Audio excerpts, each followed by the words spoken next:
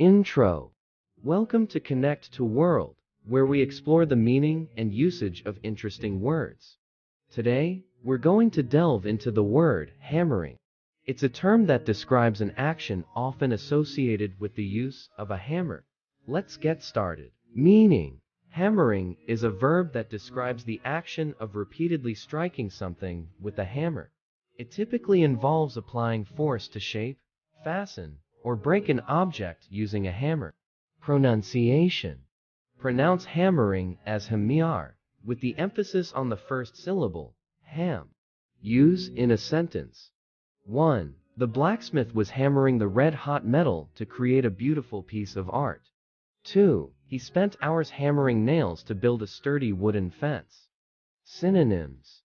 Synonyms for hammering in the context of using a hammer include pounding, striking, beating, or hitting. Conclusion. Hammering is a physical and often rhythmic action that involves the use of a hammer to achieve various tasks, from construction to metalwork. Thanks for joining us, and may your efforts be as precise and effective as a well-timed hammering.